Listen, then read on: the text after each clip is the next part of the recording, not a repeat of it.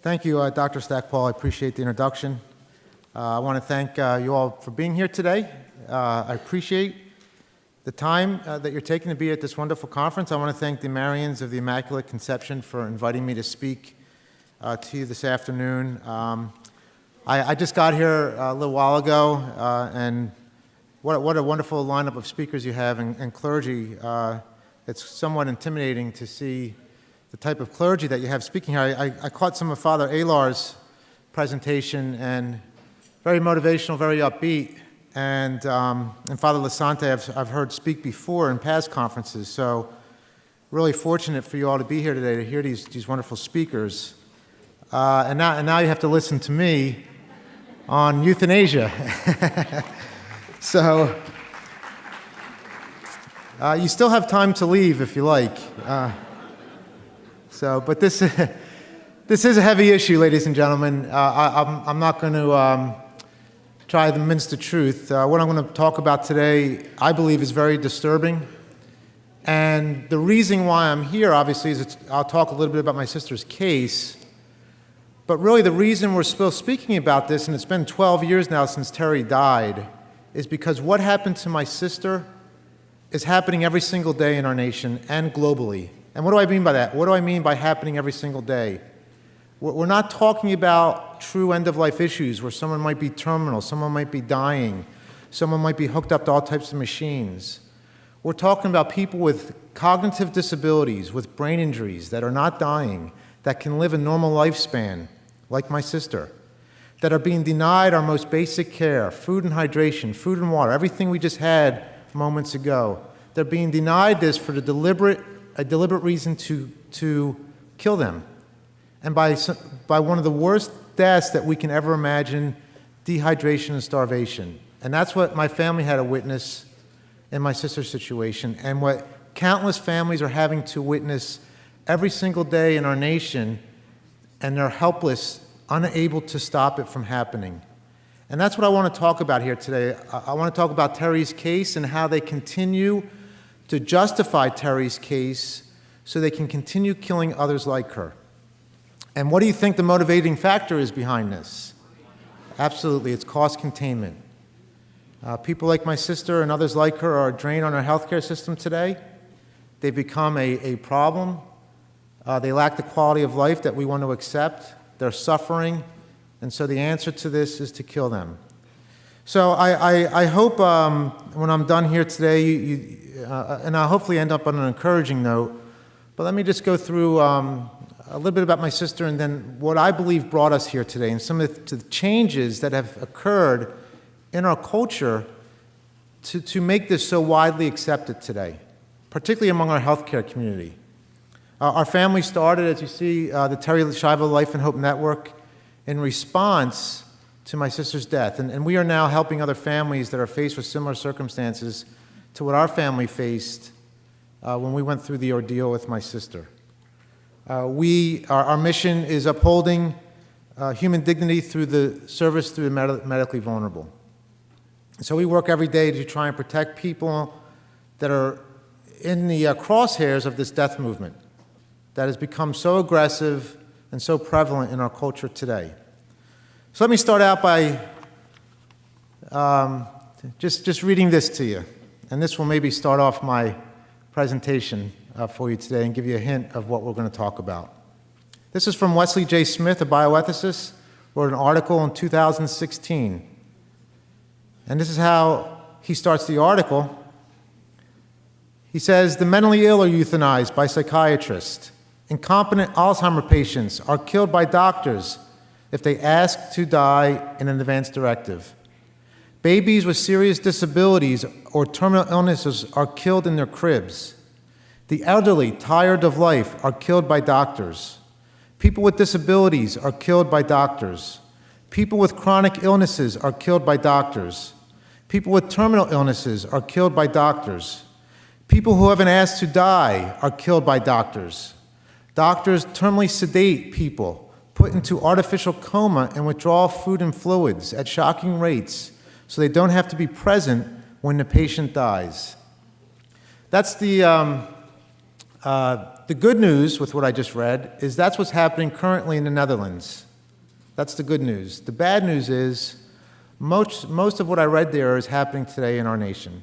And undoubtedly, if we continue down this path that we're on, what I read to you just now will be not only normalized in our culture, but will be accepted, as much of it is already. I'm sure many of you remember my sister's case. It was 12 years ago that it was making not only national but international news.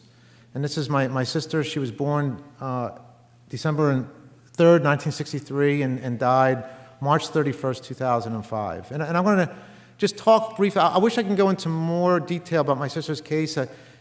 We do a lot of speaking throughout the year, and people are just fascinated with my sister's case. I think in part because the media has, to this day, and back when it was occurring, really reported in a very biased and inaccurate way, which I'm going to talk about here in a moment. And the reason I like to continue, or the reason I bring this up today, is because the media is still pushing this agenda. The media is still reporting these cases in the same way that they're reporting my sister's case, to get the general public to accept this. And I think being as Catholics in the pro-life movement, that we understand the role of the secular media today and how they are not friends of Christians, Catholics, of the pro-life movement, and what they do to try and convince us that it's okay to kill the less fortunate, abortion, euthanasia. And unfortunately, it's having a tremendous impact on so many of our kids today, even our demographics, and really across the board as far as the influence that this is having on this type of acceptance of killing people that are less fortunate, that are medically vulnerable. Terri, again, before her collapse, many people only remember Terri during our family's fight. So I just like to show some pictures before Terri's collapse, when she was a kid growing up. I know some of these pictures she probably won't be very happy that I've brought here with you today, especially the one, if you can see in the upper right-hand corner, with the tape holding her glasses together. And these are just some pictures. We had a younger sister, Suzanne. It was just three of us. Myself, I was in the middle, and Terri was 13 months elder. We grew up just outside of Philadelphia, where my family raised us.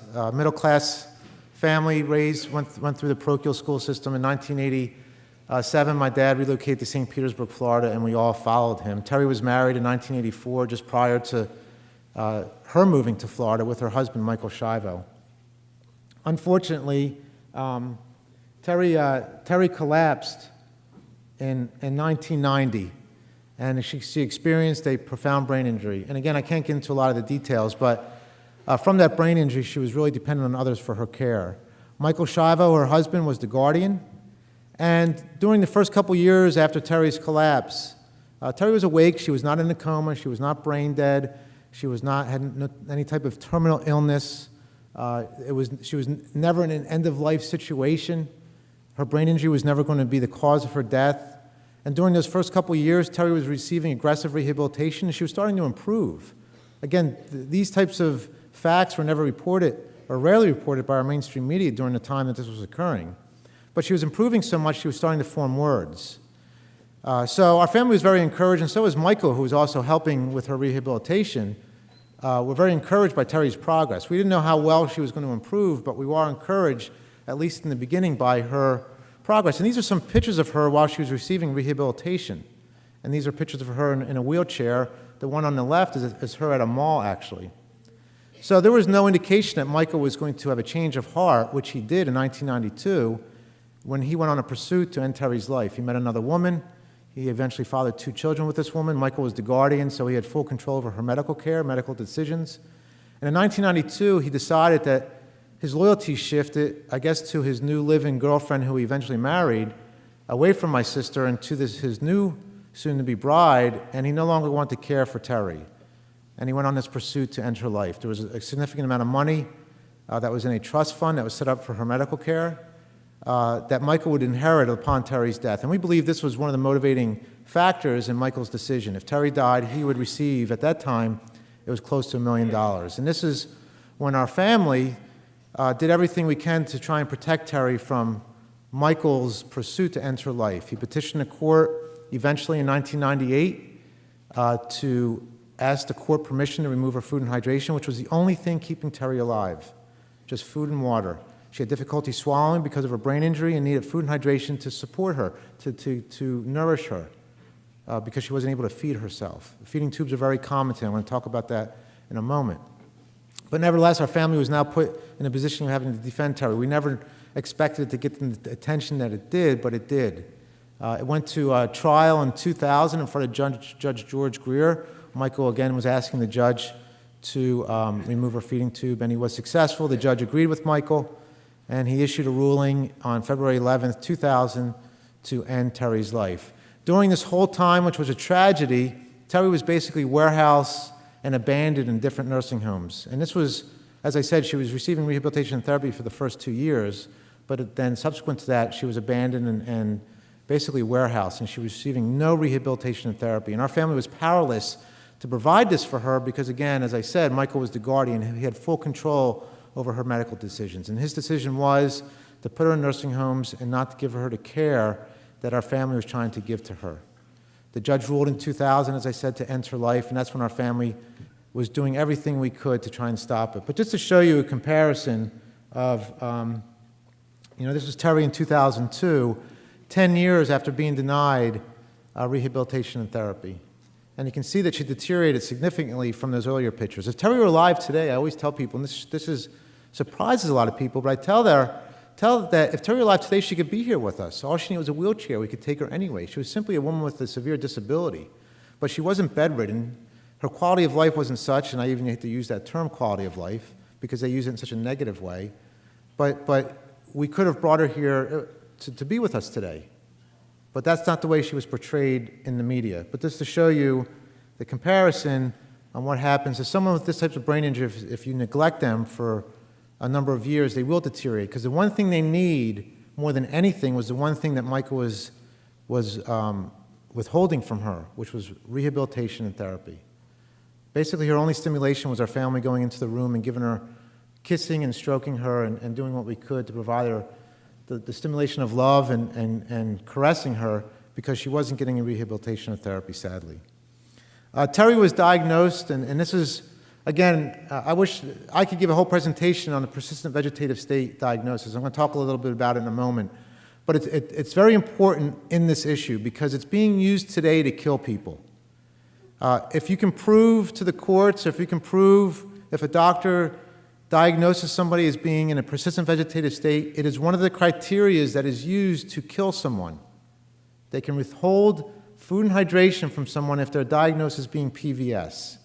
And in Terri's case, and many of you might not remember some of these details, but if Michael Schiavo was able to convince the judge that Terri was in a PVS, then the judge can rule that Terri can die. Now, the PVS, I don't care how you want to label someone with a disability.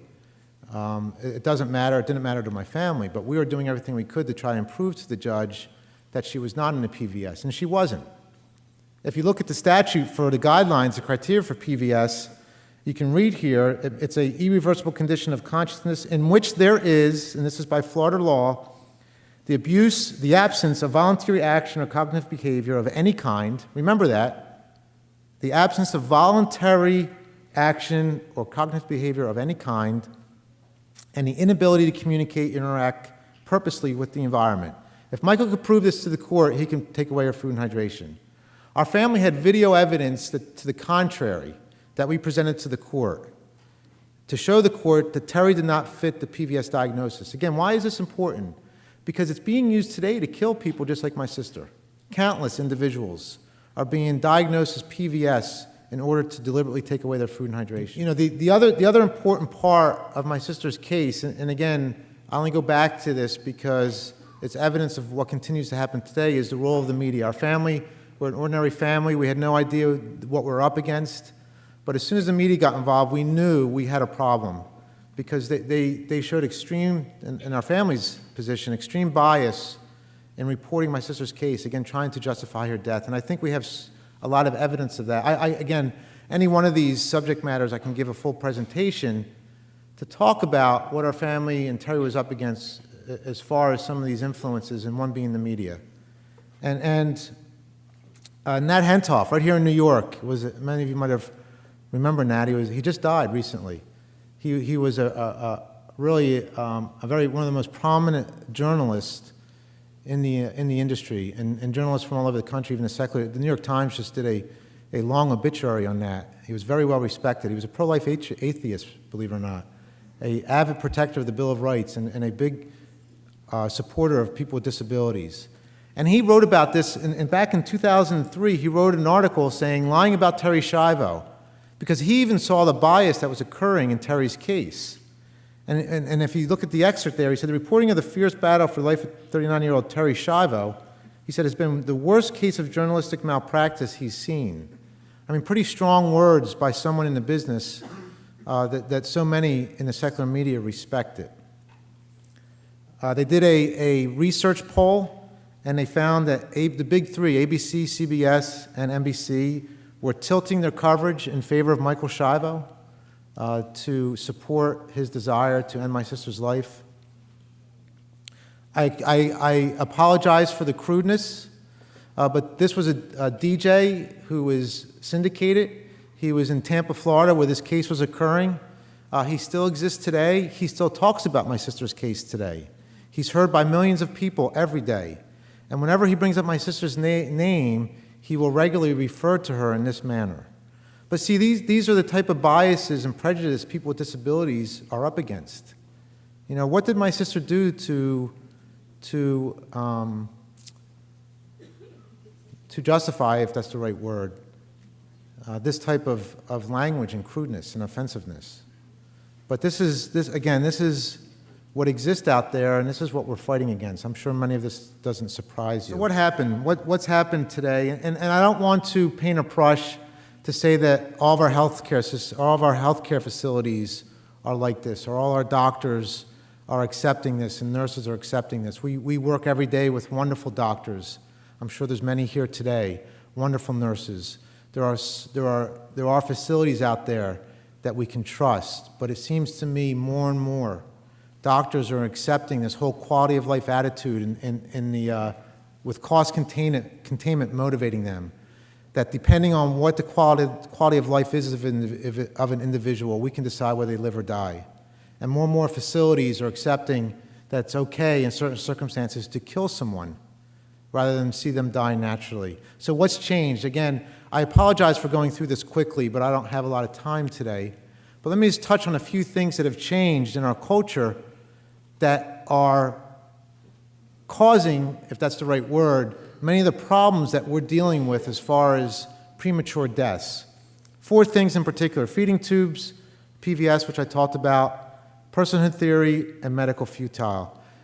If you can take anything home with you today, try to remember some of the things that I'm talking about today. Feeding tubes, for instance. 1986, there was a landmark case, Bovia versus Superior Court. The court established that the administration of food and water was to be reclassified as medical treatment if delivered by a feeding tube. Prior to this, it was always considered to be basic and ordinary care. So in 1986, by a court case, it was reclassified. This simple change in language, ladies and gentlemen, opened up the floodgates to deny people the most simplest and basic care, food and hydration through a feeding tube.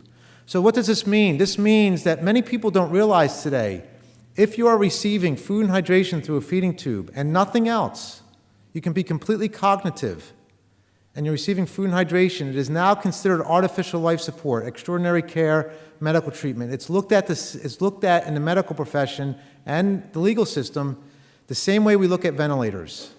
So we must keep this in mind, particularly if we ever want to fill out advance directives, which I don't particularly support. But if you think that when you check off, I don't want artificial life support, I don't want extraordinary means, it now will mean that you don't want food, and can possibly mean you don't want food and hydration if administered through a feeding tube. And I can get into how the culture of death targeted this. This was done deliberately. They wanted to reclassify food and hydration as extraordinary care, as medical treatment, in order to be able to be in a position to deny it from people that were living too long. So this was a purposeful, if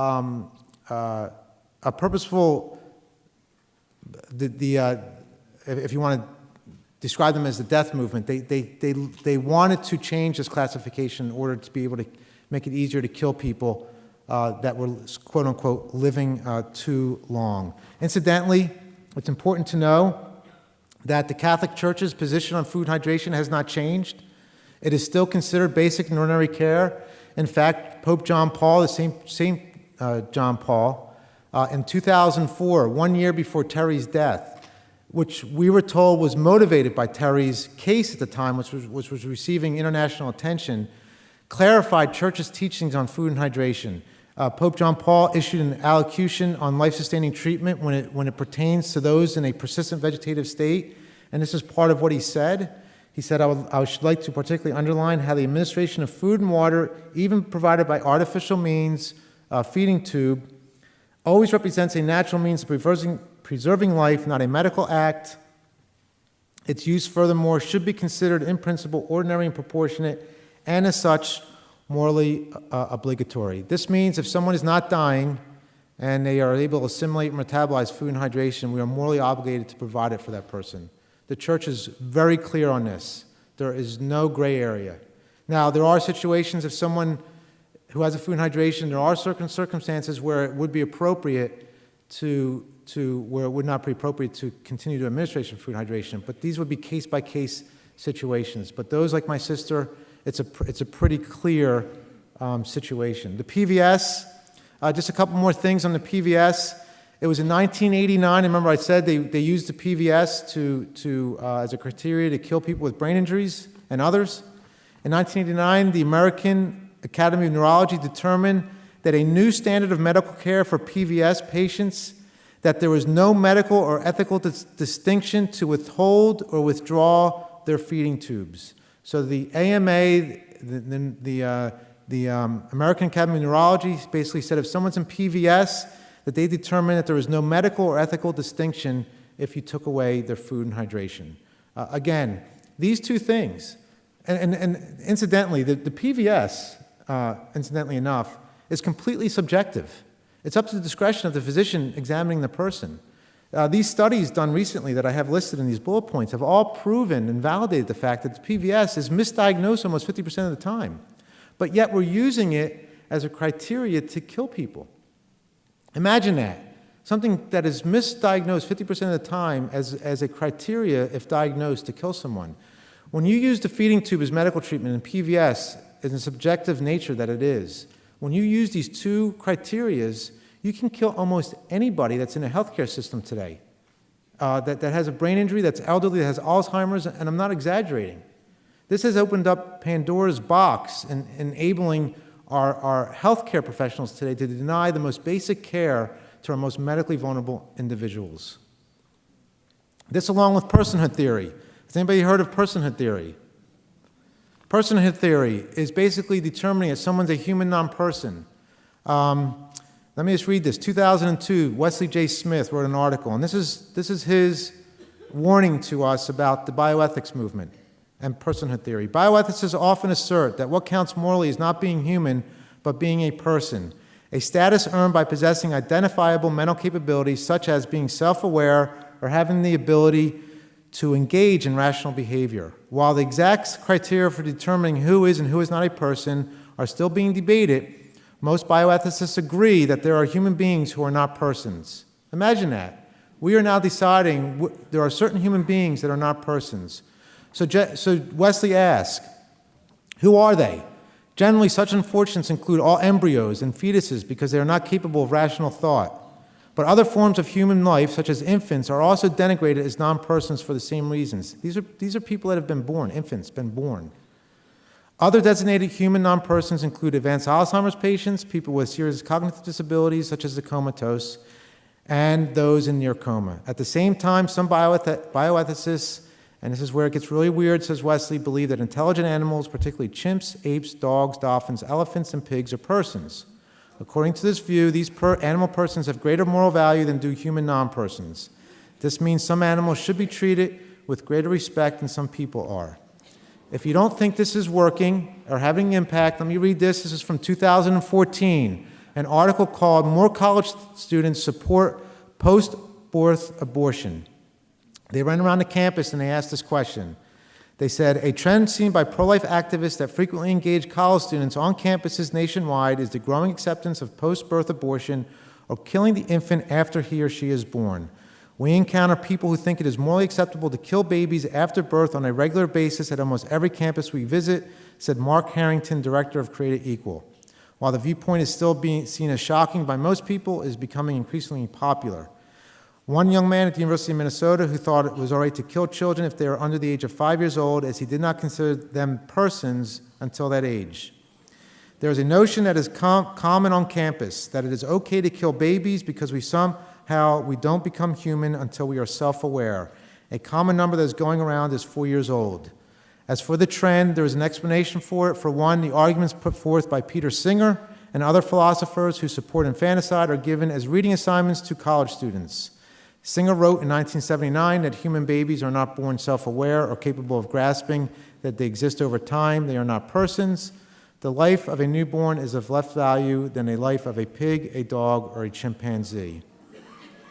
This is Peter Singer. He just came out recently and validated this, said that intellectually disabled are less valuable than pigs. Peter Singer, if you've never heard of him, used to teach at a college not too far from here. Does anybody know where that is? Princeton University. So it's not like he's teaching at some obscure school that we never heard of. He's at Princeton University. And this is what he just said. Some babies and people with dementia can be killed to reduce their overall suffering. This is being taught. I spoke in the University of Texas and other colleges throughout the years. I have students come up to me all the time and telling me, Mr. Schindler, what you're saying here is absolutely true. We are being taught this stuff all the time on this whole personhood theory.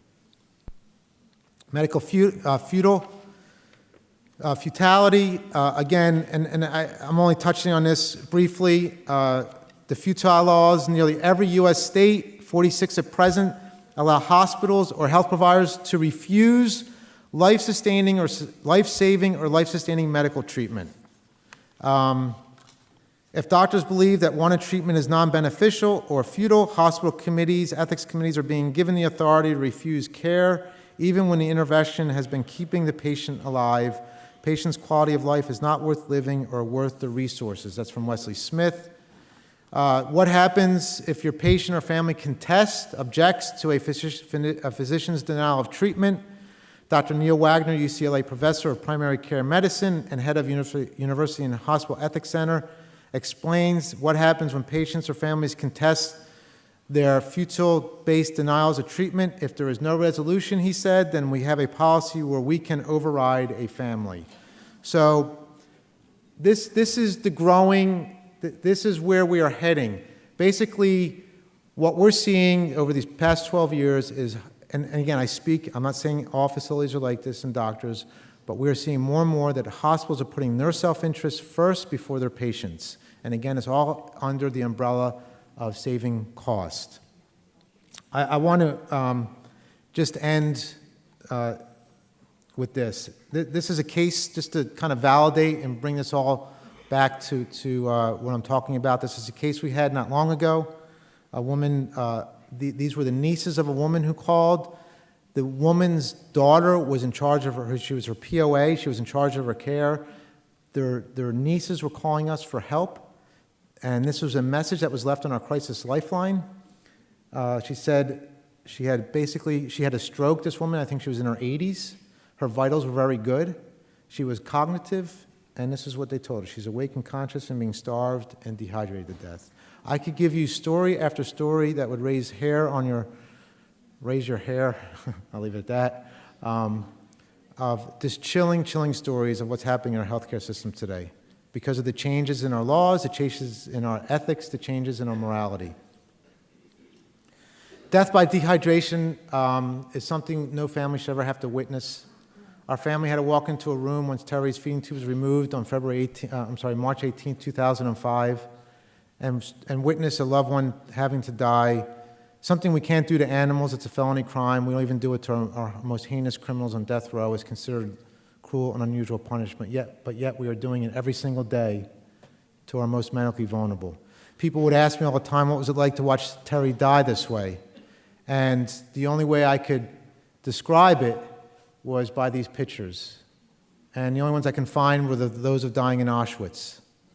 And there's a narrative out there contrary to this. The Los Angeles Times, during my sister's case, they were worried that it was getting out, that Terri was going to die a very disturbing death and suffer tremendously.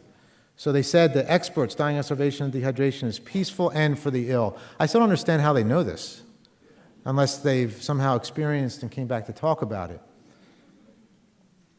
Michael Schiavo, Terri's husband, on Larry King Live, removing somebody's feeding tube is very painless. It's a very easy way to die, and it doesn't bother me at all. I've seen it happen.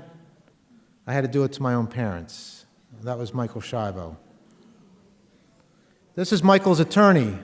This was just a few days before Terri died. Terri's 10-year anniversary, I got really frustrated with all the narrative out there. I would read article after article about how beautiful and painless it was for someone to die this death. Now, let me tell you, it was the most barbaric and most grotesque experience our family had ever witnessed.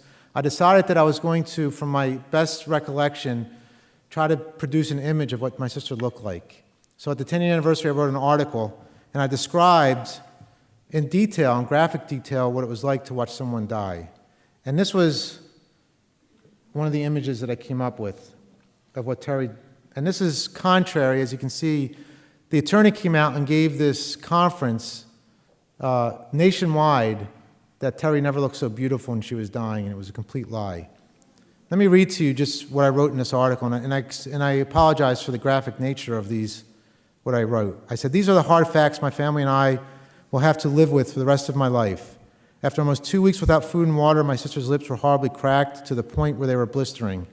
Her skin became jaundiced with areas that turned shades of blue.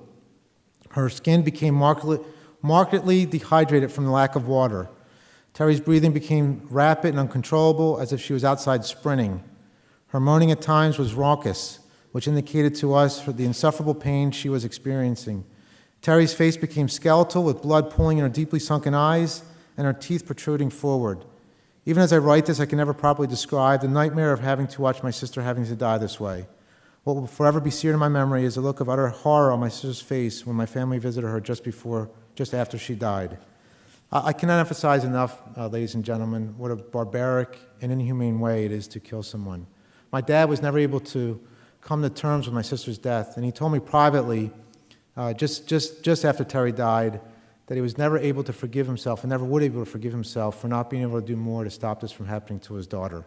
And I don't know what was harder for me was either watching my sister die this way or having to watch my sisters walk into a room and watch their daughter die this way and not do anything and knowing they could do nothing to stop it. Michael Schiavo, in his book, this is how he recollected Terri's death, quite different from our family's experience. He said, "That evening, the hospice ordered pizza and salad for us and the police, and for several hours, his family camped around the room with Terri, whose breathing was becoming more labored. And George and Brian pulled up some chairs together and kind of put up our feet, and we waited." So Michael thought it was perfectly okay to have a pizza in the room and eat it while Terri was dying of dehydration and starvation. I want to end with this, and I'm running short on time. This was a horrible tragedy my family had experienced. We all suffer from terrible crosses in our life. And people always say, what you did, Bobby, what your family did was so heroic and extraordinary. To us, it was just trying to protect a family member that was needing our protection. And there are many families out there that have suffered worse crosses than we have.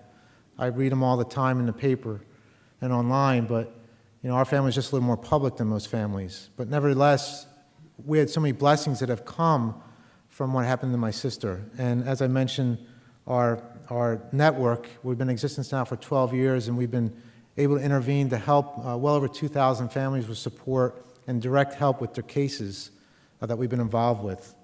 Some of them, cases I like to highlight, we weren't involved in particular in this case, but this speaks to what some of these families are up against, and having the courage and advocating for loved ones to question the doctors. In this case, 12-year-old Zach McDonald was shot in the head. The ethics committees deems case futile, which I mentioned earlier, these futile cases where doctors can deny care, and they moved to terminate his care. His mother found out that the doctor secretly withdrew his food and water and put a DNR on his chart without their knowledge or consent. She was able to transfer him to another facility. He is now talking and receiving physical therapy. Brendan's family was told he had a 0% chance of surviving. His mom said no. They said if he did, he would live his life in a nursing home. His mom, who was a nurse, said no. This happened in New York. What happened was he was in a car accident, and his friend died immediately on impact of the car. He was medvac back to a hospital. Doctor said, put him in a room and let him die. And his mom said, no, you're going to treat my son. You're going to do everything you can to see if he can get better. And the doctors advised the family against that. Today, this is actually an outdated picture because Nicole just had her third baby. So they actually speak publicly on Brendan's ordeal. In fact, they met at a rehab center. Nicole was in a car accident herself, and Brendan and her met while getting rehabilitation.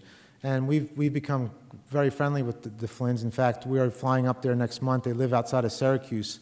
They've asked my wife and I to be their godparents.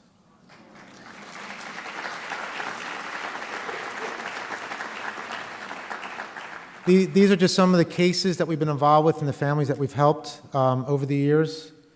Just a few. I always like to put faces to people to show that this is real and people's lives are really at threat and vulnerable every day just by everything that we're talking about here today. And personally for me, I could be up here all afternoon talking about all the blessings, the friendships, the support that we've received over the years. I'm sure many people in here were helping our family or doing what they could to try and help my family, protect my sister. And these types of events always give me the opportunity to thank you personally if you are involved in helping. We still need your advocacy out there. We still need your help. I think this shows the importance of why we need people to advocate and to speak up and to push back against what's happening, and doing what we can to protect our medically vulnerable. Again, I was, just real quick, I was 49 years old, and I'll end with this. I was 49 years old and I was single. I had pretty much given up, everybody had given up, my family, on me ever getting married. And I had drifted away from my faith, and again, I was raised Catholic, but I became secularized. It was actually my sister's case that brought me back to my faith. In fact, I went to a retreat in Alongo by Father Gately. It was transformational. But I was 49 years old. I actually got engaged. I met a woman through a pro-life event. Her husband had recently passed away, and aggressive form of cancer. So we met and we started. We formed a relationship, and I married her, and this was the result.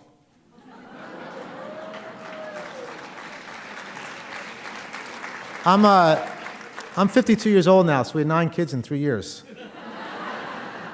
No, actually, I was never even close to being married, and so I married into, with one I married into 9 kids, and now we have 4 grandkids and 1 dog. So don't ever, what is that scripture, whatever a man intends for evil, God can turn into good. I can't tell you how much I've been blessed by this, and in particular, all this effort to save my sister, me in particular, and through my reversion, it quite possibly could be that my sister saved me. So thank you for being here.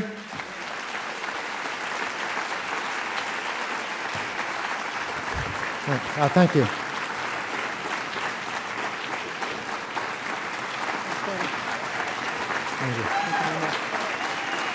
God bless you.